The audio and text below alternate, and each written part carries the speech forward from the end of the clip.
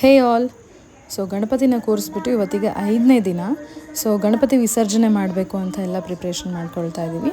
ಗಣಪತಿ ವಿಸರ್ಜನೆ ಅನ್ನೋದು ಗಣೇಶ ಚತುರ್ಥಿ ಹಬ್ಬದ ಅಂತ್ಯದಲ್ಲಿ ಮಾಡುವ ವಿಶೇಷ ವಿಧಿ. ಹಬ್ಬದ ಕೊನೆಯಲ್ಲಿ ಭಕ್ತರು ಗೃಹ ಅಥವಾ ಮಂಟಪದಲ್ಲಿ ಪ್ರತಿಷ್ಠಾಪಿಸಿದ ಗಣಪತಿ ಮೂರ್ತಿಗಳನ್ನು ನೀರಿನಲ್ಲಿ ವಿಸರ್ಜನೆ ಮಾಡ್ತಾರೆ. ಇದು ಭಗವಂತನಿಗೆ ವಿದಾಯ ಹೇಳುವ ಕ್ರಿಯೆ ಆಗಿರುತ್ತದೆ. ಇನ್ನು ನಾವು ಗಣಪತಿಯ ವಿಸರ್ಜನೆ ಯಾಕೆ ಮಾಡಬೇಕು ಅಂತ ಹೇಳಿದ್ರೆ, ಭಕ್ತರ ಮನೆಯಲ್ಲಿ ವಾಸಿಸಿದ ಗಣಪತಿ ವಿಸರ್ಜನೆ ಬಳಿಕ ಕೈಲಾಸಕ್ಕೆ ಶಿವ ಪಾರ್ವತಿಗಳ ಬಳಿಗೆ ಮರಳ್ತಾರೆ ಅನ್ನೋ ನಂಬಿಕೆ ಕೂಡ ಇದೆ.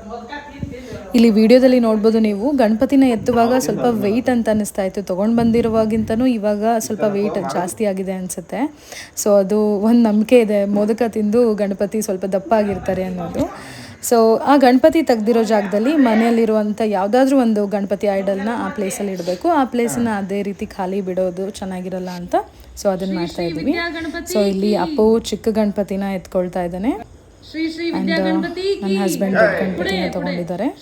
ಸೊ ಇದನ್ನು ನಾವು ಆರ್ಟಿಫಿಷಿಯಲ್ ಆಗಿ ಒಂದು ಪಾಂಡ್ ಥರ ಕ್ರಿಯೇಟ್ ಮಾಡಿದ್ದಾರೆ, ಅಲ್ಲಿಗೆ ತೊಗೊಂಡು ಹೋಗಿದ್ದೀವಿ.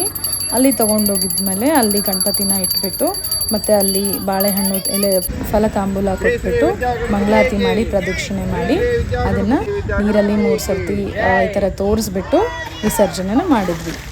ಸೊ ಗಣಪತಿನ ಅಷ್ಟೊಂದು ಚೆನ್ನಾಗಿ ಪೂಜೆ ಮಾಡಿ 5ನೇ ದಿನಕ್ಕೆ ಕಳಿಸುವಾಗ ಸ್ವಲ್ಪ ಬೇಜಾರಾಗುತ್ತೆ. ಬಟ್ ನೆಕ್ಸ್ಟ್ ಇಯರ್ ಬೇಗ ಬರ್ತಾರೆ ಅನ್ನೋ ಹೋಪ್ಸಿಂದ ನಾವು ಗಣಪತಿ ವಿಸರ್ಜನೆ ಮಾಡಲೇಬೇಕಾಗುತ್ತೆ.